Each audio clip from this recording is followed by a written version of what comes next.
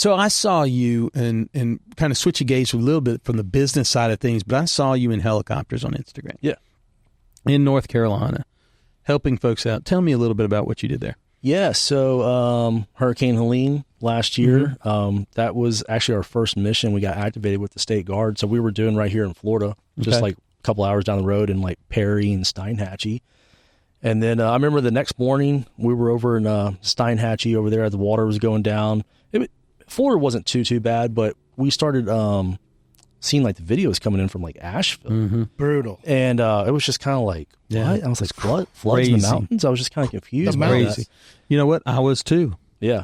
So Aerial Recovery is a nonprofit, and my buddy Charlie was like their second in command for them. Okay. And he was out there actually with us with the State Guard. We were like basically helping each other out there. A lot of guys that were in State Guard had also done aerial recovery. They do human trafficking, disasters, stuff like that. So one of the guys, I guess his wife was up in North Carolina, and they lost contact with her, and that's when we were hearing about what was going on. So once we've basically secured Florida from Helene, Charlie asked me, he's like, hey, man, do you want to fly up to Asheville tomorrow? And like, you know, he's like, we're already sending teams up there. And I was like, yeah, let's go. So I told my leadership here that I'm doing that. They're like, yeah, man, go do good work.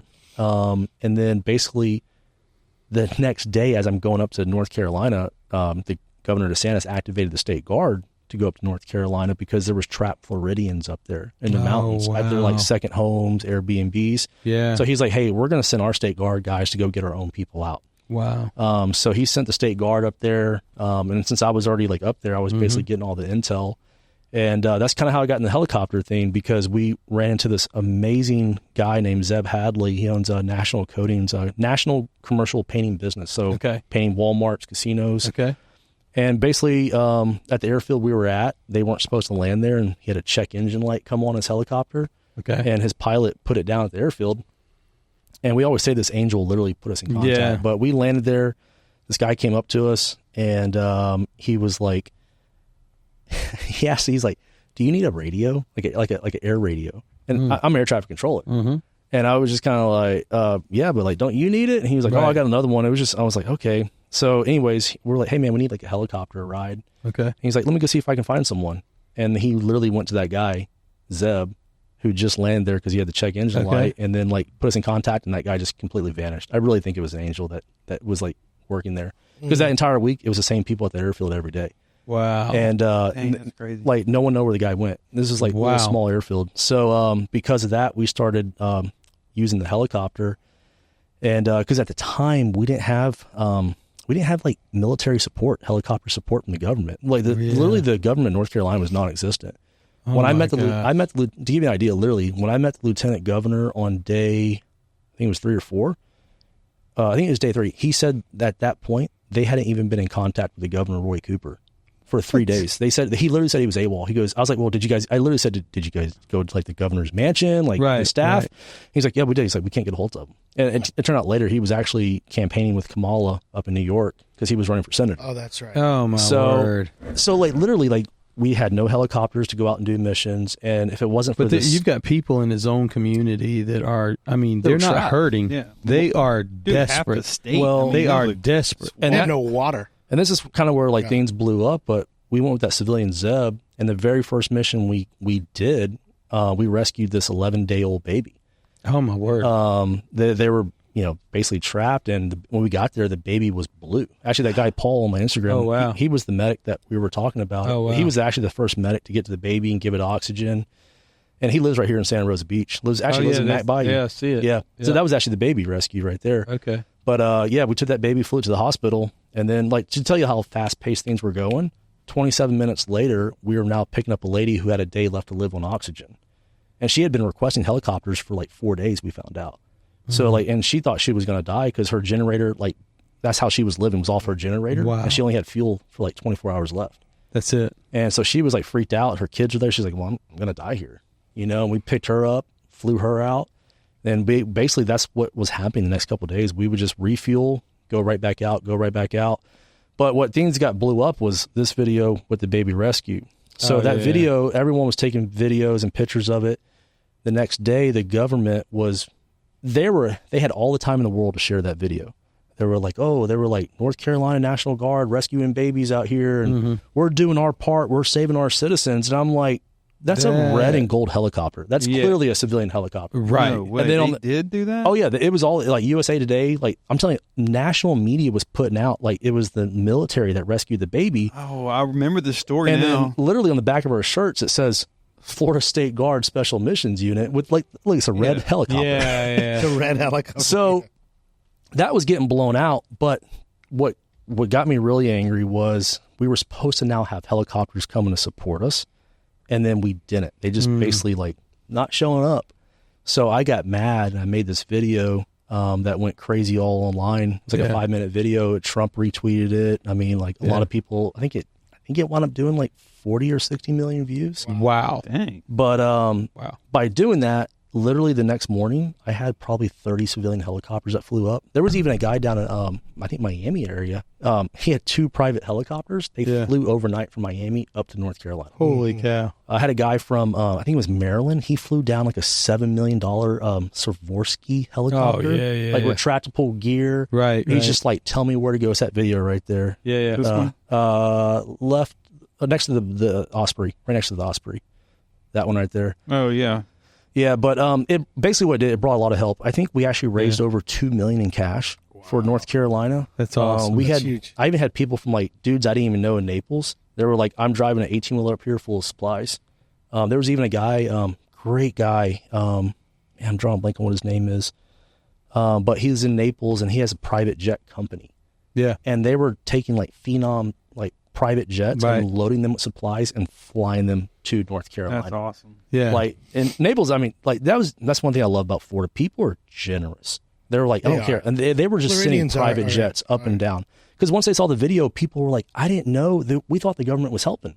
They're like, we didn't know we needed to come help. Yeah. So even people like in Charlotte, even people in Asheville, they were like, oh my God, that's like 15 minutes down the road from me. I didn't know people were stranded. I didn't know they needed help. Wow. And they were seeing the videos, and then people started seeing, like, I started posting the stories, like, what we're actually doing, and people were just like, oh, my God. Do you think social media helps in that way? Yeah. To get the story? That's the good side of it. 40 million views on something. It can be used for whatever you want it to be, right? Good you get or 40 bad. million views with a monkey, doing a dance, but clowning around or whatever. But retweeted by the president, it's a different level. Yeah, for sure. When Trump retweeted it, that's actually when I started getting the hate. That was pre-presidency, though. I mean, he still has but such a big still, following. former president, so for sure. The moment Trump retweeted it, that's when they started like taking my video down, Facebook and Instagram. They were saying it was like fake information. What? And I started getting like I thought all those these guys were on the. No! Now they are. I actually had people. They were actually messaging me on Instagram with death threats. They would send me my address and say, "Rose, they're like, I'm going to go murder your wife while you're in North Carolina." For what? For what? For helping people. So I actually responded to that person. I was like, "Why would you want to murder me?"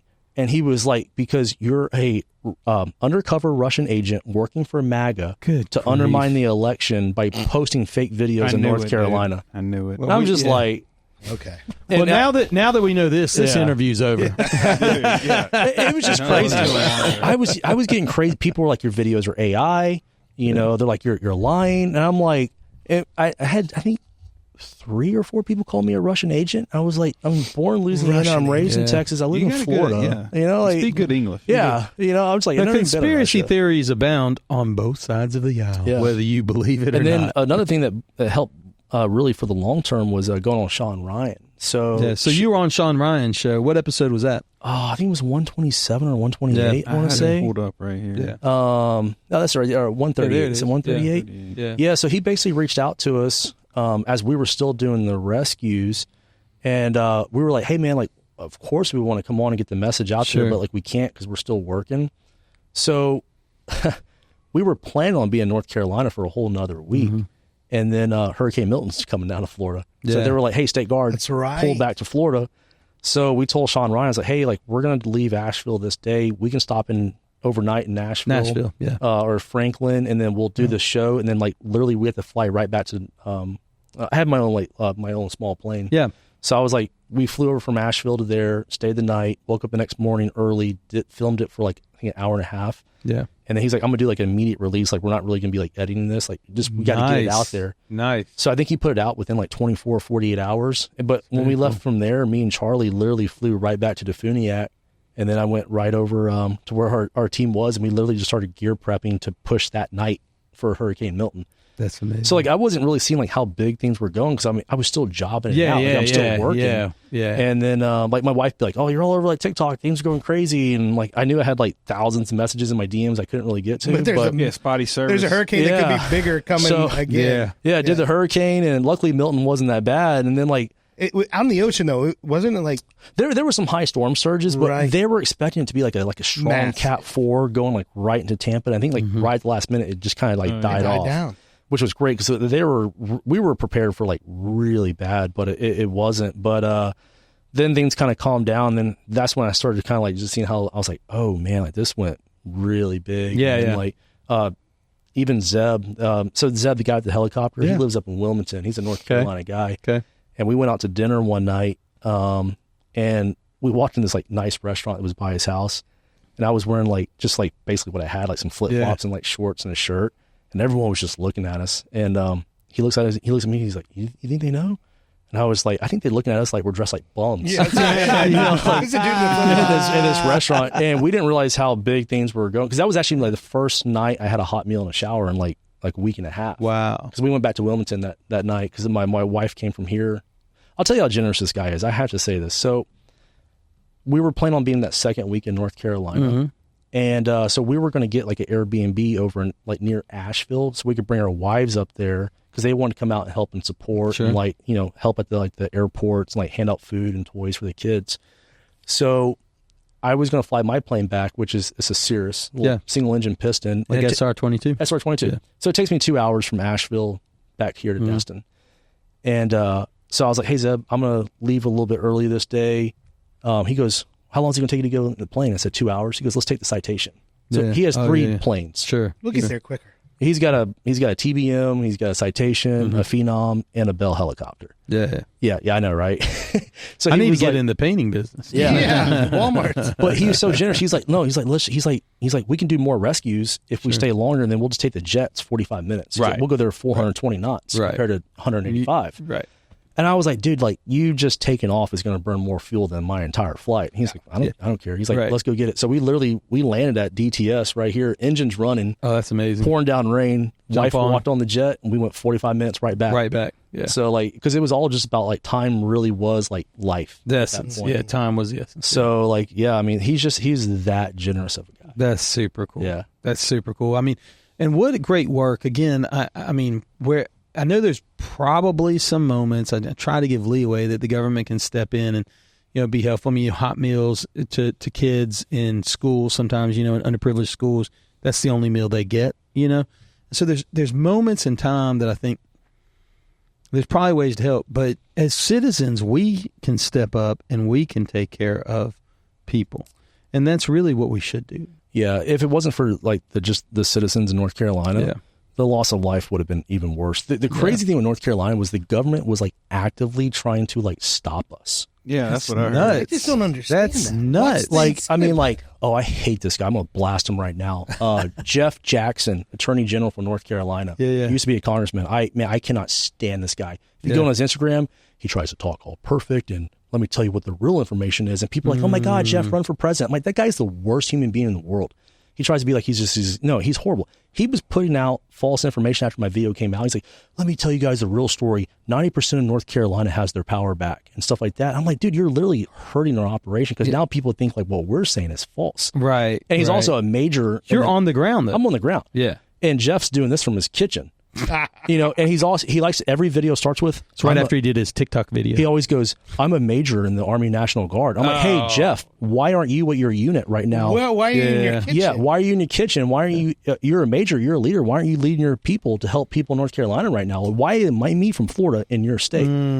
So we had that. We had like the governor. We had all these like Democratic people. They were like, "Oh, that's all right-wing false information that we're helping." There's so many people out there.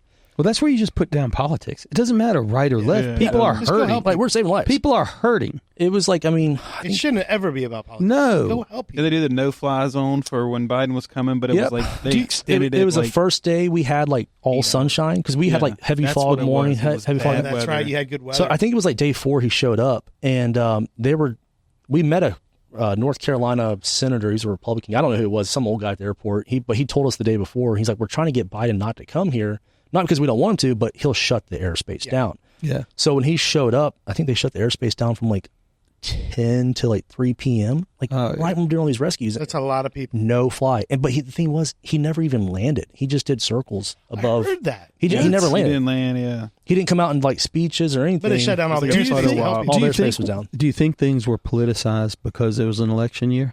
Oh, definitely. They were definitely politicized. But like, and that's like, I guess the sad part of all this is like, it was costing people like either like death or actual like physical harm because it's delaying everything. Yeah. But when you have all these like, when they see people like us go in there, and obviously we're not Democrats because look at us, we don't have purple hair and, you know, nose rings and stuff, but they're like all these right wingers are putting all this false information out there. And it's like, dude, we're just here to rescue people, you know? And then they didn't like it that people from like basically Florida were working North Carolina. Because you got to think about this, like, if let's say like California came to Florida to help us during the hurricane, people would be like, whoa, you know, we can take care of our own. And that's kind of what North Carolina was like. No, they weren't prepared for what happened. And they didn't have anyone competent to make command decisions. So that's why we got sent up there to take care of our own people, right? Right. So now they're like, well, that makes us look bad. So we're basically going to kind of like discredit what they're doing to make it seem like, no, we can take care of our own state. We're good.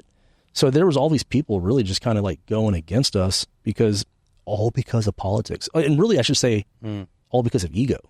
Not so much politics. Florida has the most experience, right, dealing with those situations, with the hurricanes and stuff. So and when you have something so crazy like Helene that happened in the mountains with these mudslides, dude, ask for help from everybody. Yes. You should be taking it all in, coordinating it, figuring out how you can serve the people better. Let go of your ego and just be like, hey, we need help. Things are bad. Hey, listen, young folk out there, your ego is not your amigo. It's true.